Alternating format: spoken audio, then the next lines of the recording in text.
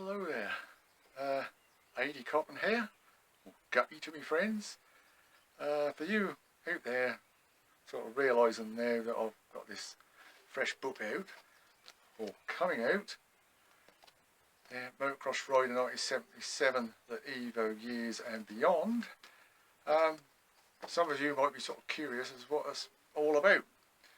Well, my first book, Scrambled Guppy, is my beginnings. You know, some of us didn't start in the schoolboys, and it's my very beginnings of hopping on a motorbike, or a moped to start with. Well, actually it was a Bantam 175, then I went on to mopeds and things, but that's just that learning process of getting on motorbikes, and then till it progressed into getting decent bikes, scramble bikes, and then wanting to enter your first event. And the first book takes you from the early beginnings up until my first event, or first race day, and that's where the book ends. But that's all the experiences leading up to that first event. But people want to know what happened from there on afterwards. So I've done the second book now, the sequel, and it takes you from that first event onwards, and for the rest of your life, what happened. Now, obviously, it's about me, but not just me. There's lots of other friends and riders in there, and but within it, as well as my experiences and race happenings, prayings, and all the blinking daft stuff, you'll find there's plenty of humour in there, because I've done lots of daft things in my time. But yeah, so within the book, I've added from year to year the progression of the change, the dramatic change in motocross bikes. Now, it was quite a period from 79 onwards, you know, that really started to change in a big way. And you know, what with single shocks coming in, water cooling, and there's disc brakes. So year by year, I've added the development of the bikes as they went along. So when I get to say into year 1982, at the beginning, I'll explain what the changes were per models, or the popular models at the time.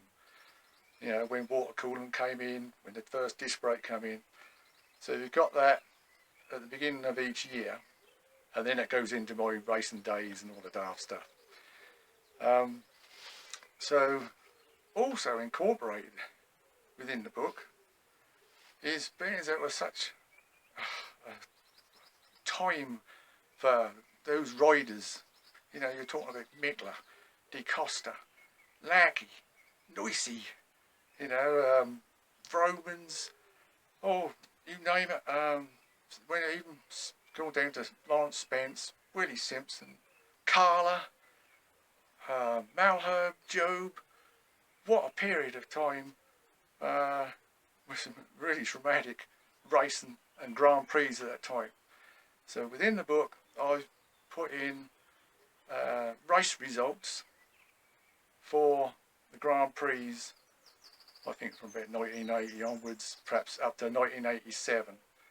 So you can follow each Grand Prix, the race, little short extracts of race happenings, and the results. So you can see first, second, third.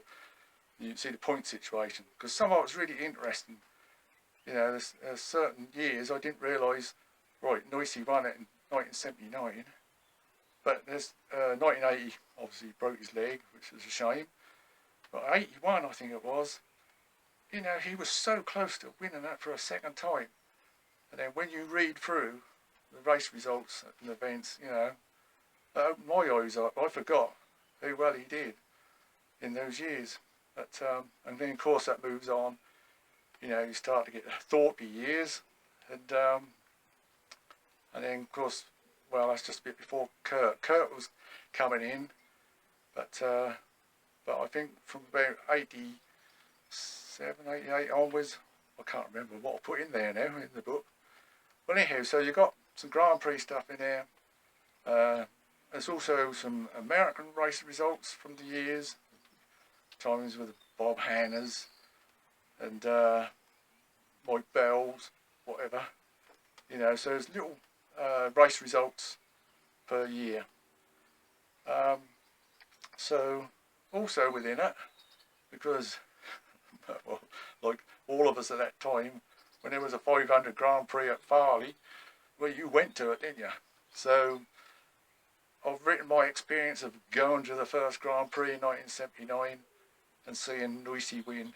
Yeah, so you can read through the race as it happened, and my experience on the day, you know, and a few other Grand Prix as well that I went to, attended.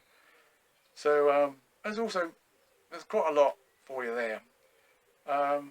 Also, from about 1982 onwards, I got into enduros.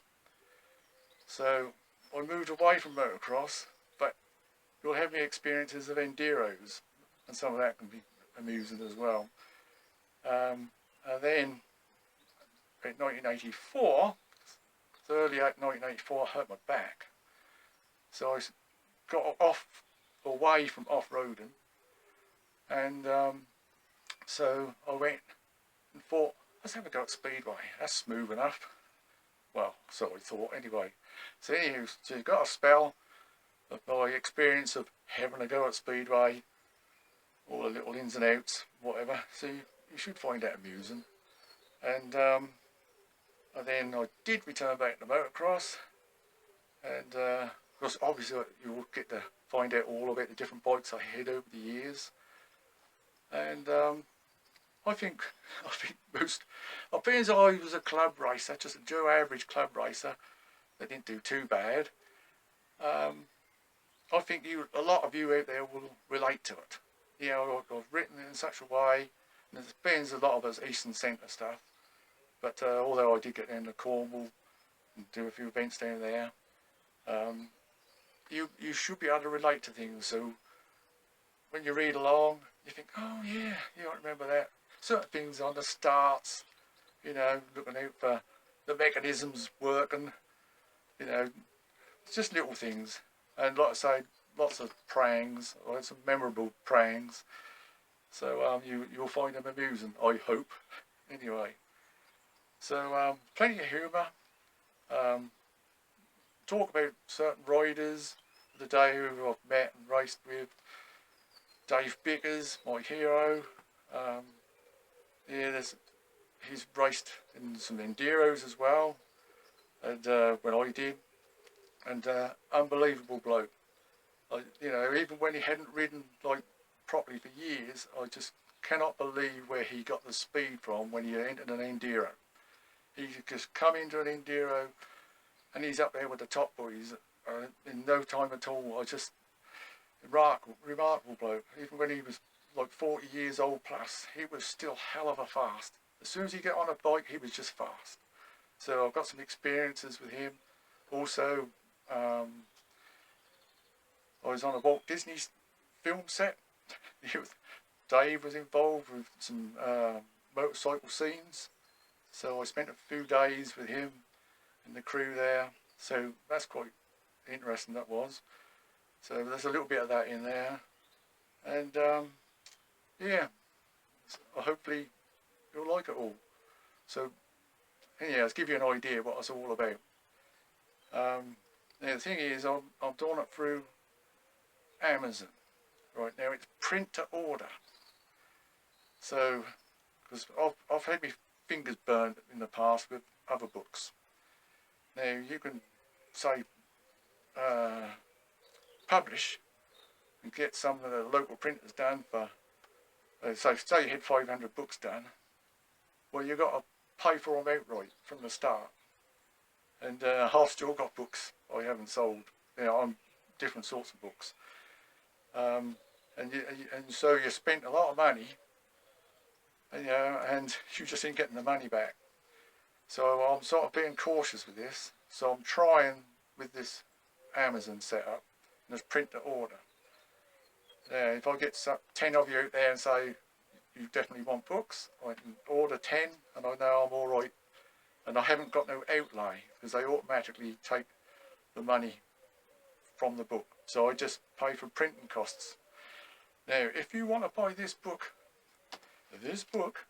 right, on Amazon, no kidding, I can't sell it for less than £21, and that's making no profit at all on Amazon.